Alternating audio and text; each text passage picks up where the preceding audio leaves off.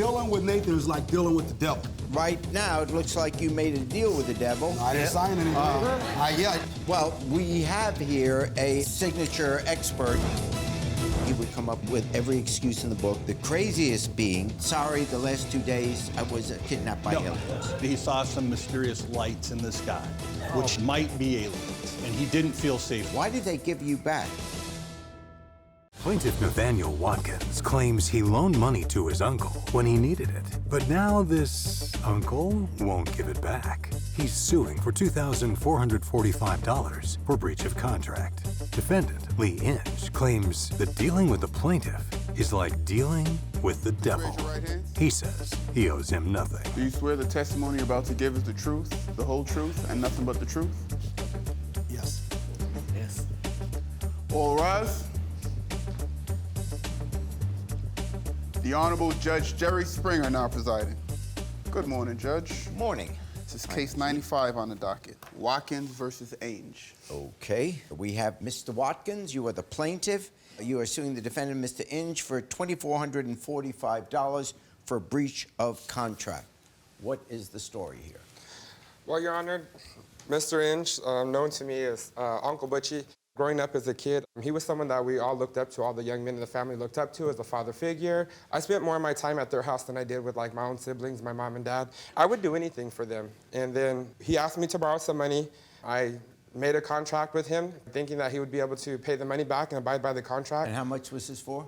He initially borrowed $1,600. You have a promissory note?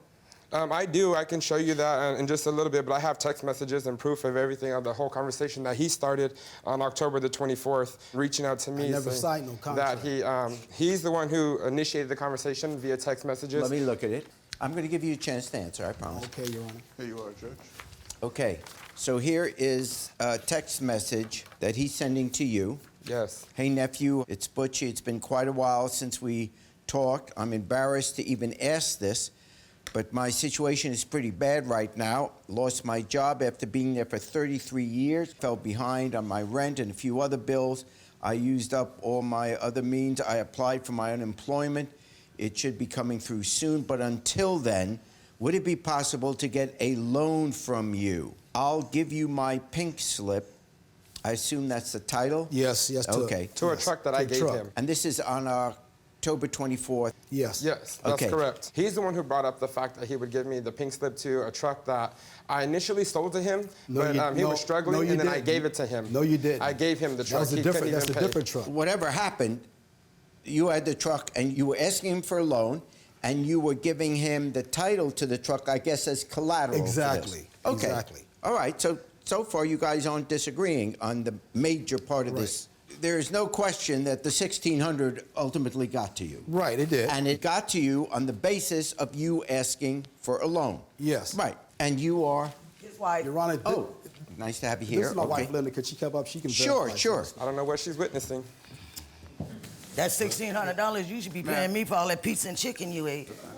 I paid for it. No, you didn't. You know look I like you ate more of it. All right. Well, see, Okay. Well, Your Honor. How you gonna pay for it when you're 8 years old? Dealing with Nathan is like dealing with the devil. Right now, it looks like you made a deal with the devil. No, I didn't sign anything. Not yet. No, I didn't sign anything. Yeah.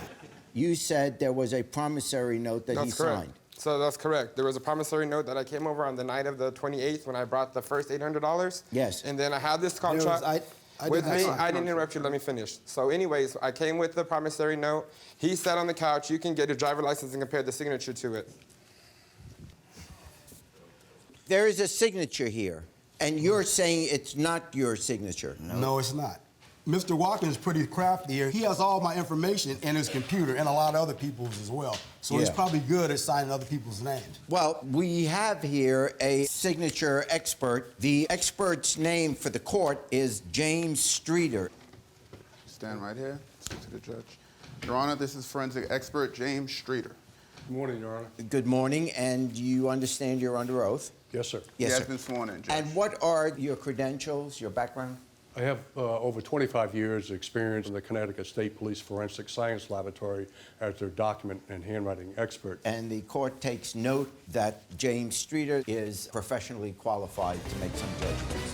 Could you explain what you have seen here? Yes. On this chart, Your Honor, the upper signature is the signature that's in question on the promissory note. That is what is on the promissory note. Okay.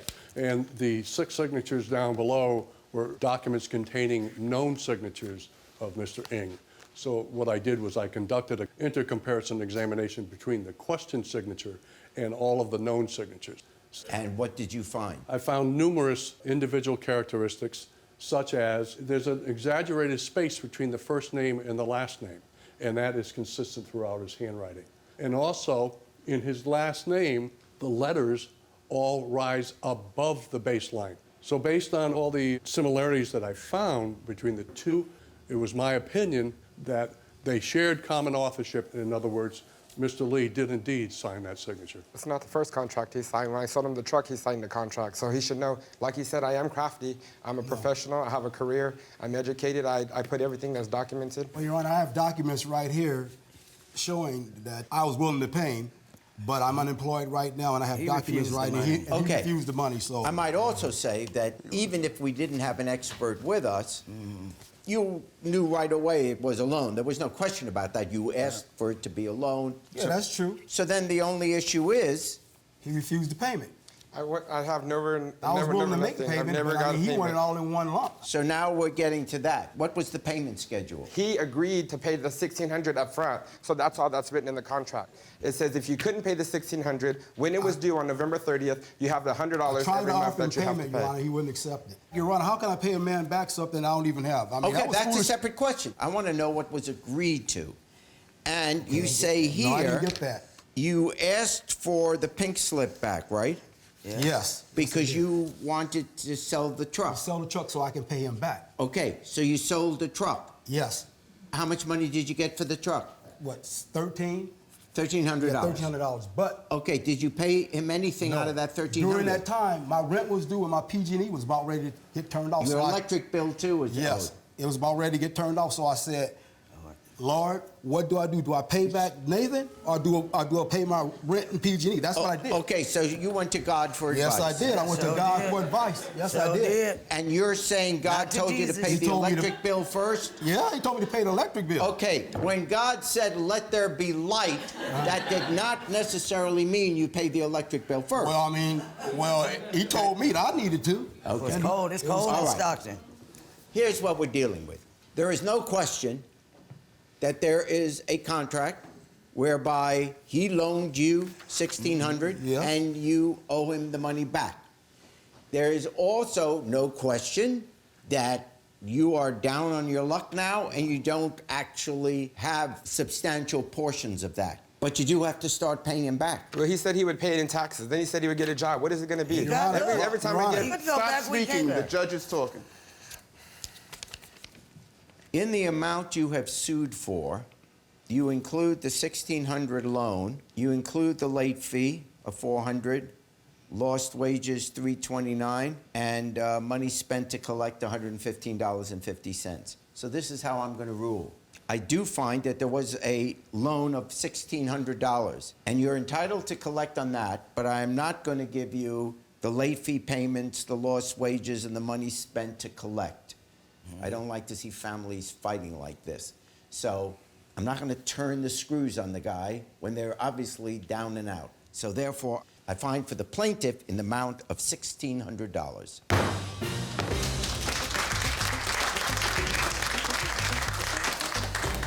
It's not even just about the money, it's about the relationship that won't be salvaged.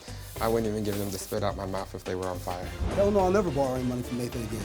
Plaintiff William Anderson claims the defendant rented a car from him, then made excuses for not paying, including being abducted by aliens. He's suing for $4,317.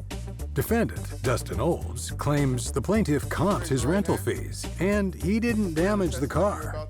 He says he owes nothing. Nothing but the truth? Yes, I do. Thank you. All rise. The Honorable Judge Jerry Springer now presiding. It's case number 227 on the docket, Anderson versus Olds. And welcome to both of you. We have the plaintiff here, Mr. Anderson, and you are suing the defendant, Mr. Olds, for $4,317. for unpaid car rental fees plus car detail and damages. Yes, sir. First of all, I operate a business that leases out automobiles to people who want to drive for Uber, Lyft, Amazon, any of the meal delivery services. So you lease out these cars? I do, on a daily rental or lease. So in May of this year, a young fellow who's been a very good driver for me contacted me and said, hey, I have a friend in the area who just got laid off from his job and he's looking to join up and start doing deliveries. Do you have a car he can use? I said, all right, well, I have a car in the lot. You guys can come down and pick it up. I'm out of town right now. The other driver knows the drill. He knew where to find the keys. So they came down and got the car, and I told the defendant that I would give him a couple of days, not free, but I would set the rent back for a few days so that he could get some runway underneath him. And how much was the rent? The rent was $45 a day. Do you have a copy of the lease? I do not. It's all verbal and by text message mostly. Do you have a copy of the text messages? I certainly do. I'll take it, sir. Okay, thanks.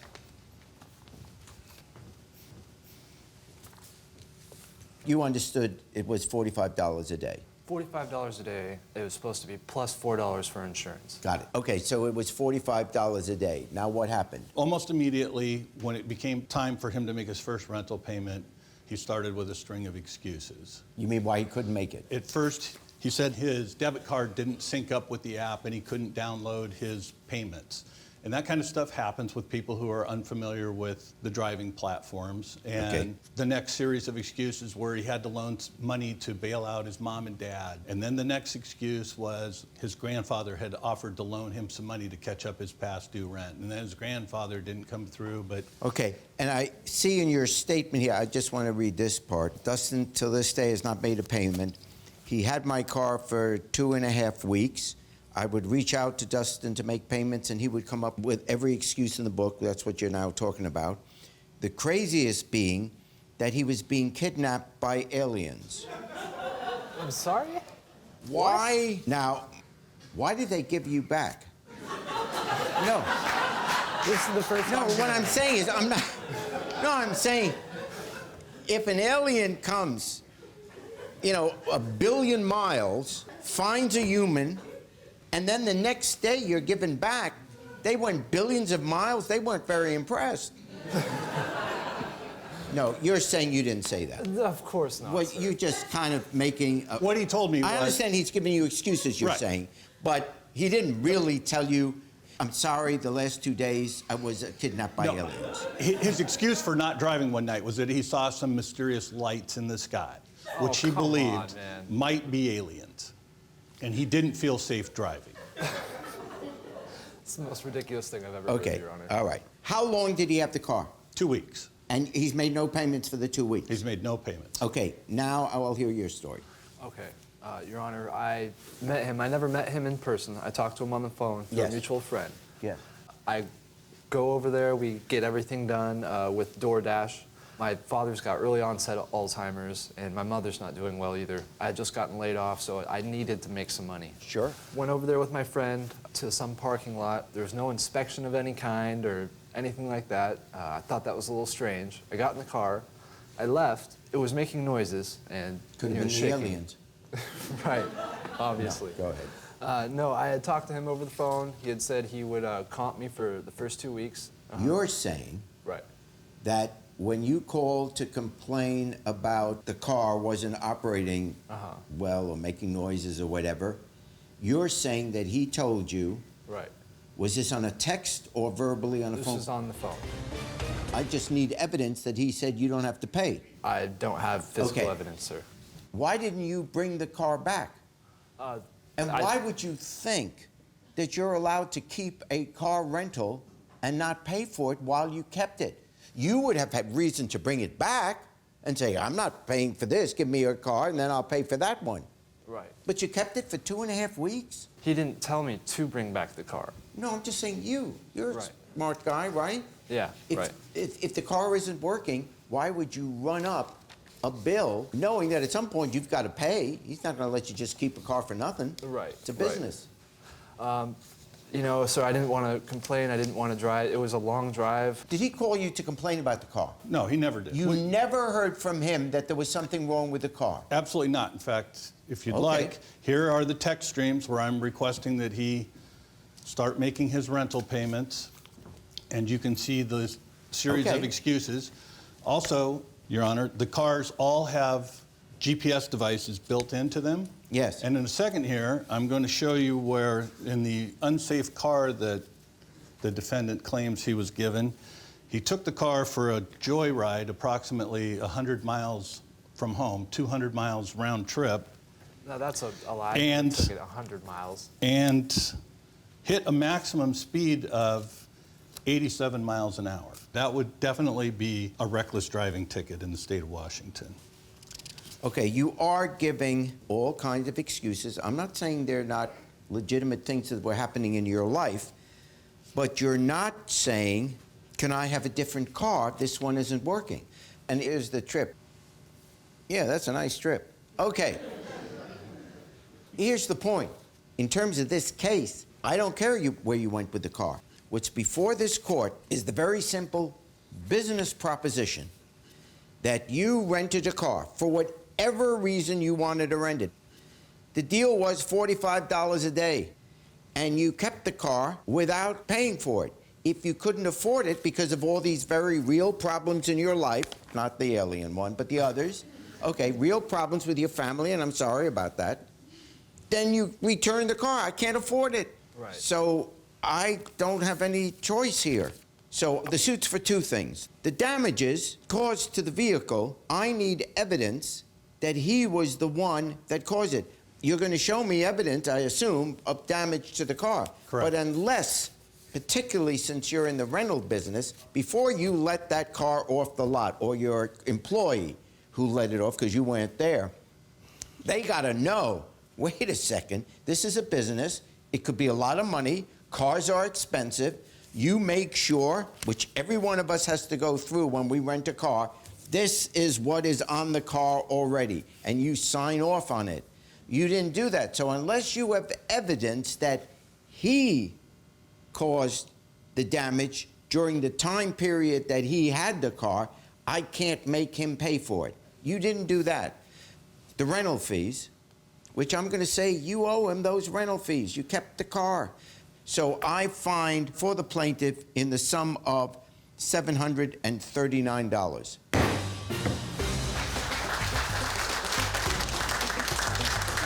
I should have gotten the money that he owes me for the damage that he did to the car, but you know, these are the chances that you take when you're dealing with people of this level. So we're going to have to start having them sign up on the condition of the car before we let them take it out of the lot. It's going to make things a little more cumbersome, but it'll protect us in cases like this. Dustin, I certainly hope you learned something from this, that telling the truth will get you a lot further in life than telling lie after lie after lie. Of course, I didn't damage his vehicle. I think he was kind of a scam artist trying to get that money out of me. Thanks for watching. Now please approach the bench. The way I look at it, you have two options here. Option A, watch more Judge Jerry. Option B, watch more Jerry Springer. The choice is yours. Now get out of my courtroom. You have more clips to watch. And don't forget to subscribe.